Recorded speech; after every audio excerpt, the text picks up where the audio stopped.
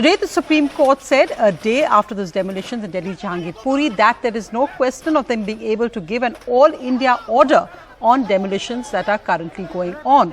The centre argued today that the demolitions were happening as per law and didn't target a particular community. This was in response to petitioners saying that the demolitions were against the rule of law in different states and were targeting Muslims specifically. The Supreme Court, however, said it would take a serious view of any demolitions that took place yesterday after the mayor, who was in charge there, had been informed of a Supreme Court order staying them.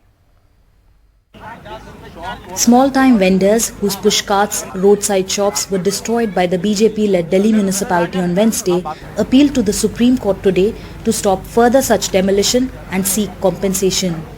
In a big but temporary relief, the top court today ordered that no demolitions will take place in Jahangirpuri for 2 weeks. The court wants the North Delhi municipality to respond. Its mayor had at 11 am acknowledged the Supreme Court's stay on the demolitions, but these continued for over an hour more. नहीं, मेरे पास अभी message नहीं है actually कि मैं phone उठा नहीं पा रहा.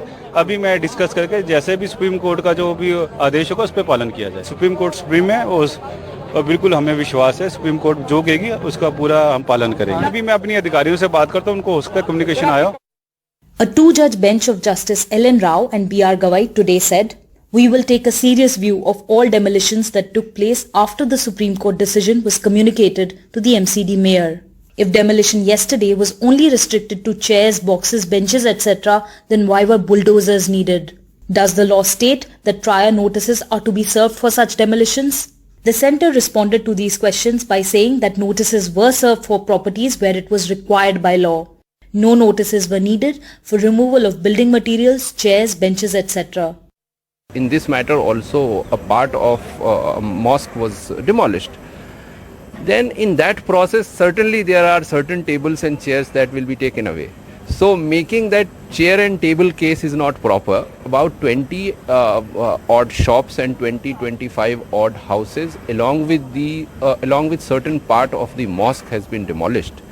And this could have been saved if the authorities would have acted upon, immediately after knowing the fact that the Supreme Court has passed orders.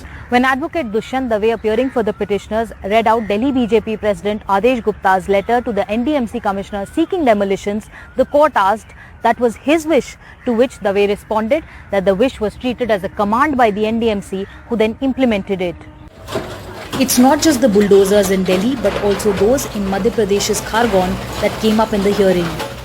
The centre today refuted any communal angle in the demolitions when Advocate Kapil Sibal, who is representing the petitioners, said that encroachments are not limited to one community but here they are being connected to one community alone. Centre said in MP's Khargone, 88 affected parties were Hindus and only 26 were Muslims.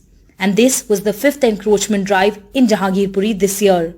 The court was hearing 3 petitions, one by Jahangirpuri residents, another by CPM leader Brinda Karat and an all-India one by the Jamiat Ulama-e-Hind against demolitions across India in riot-affected areas.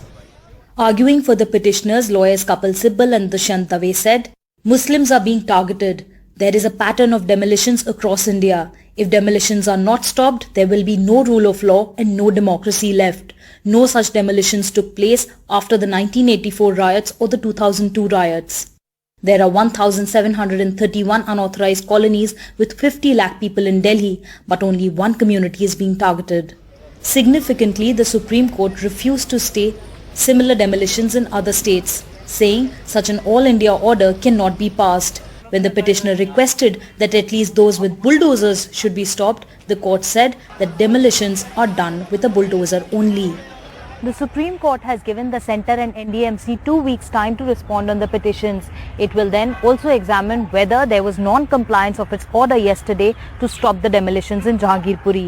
In New Delhi with camera person Prem Singh, this is Sukirti Dwivedi for NDTV.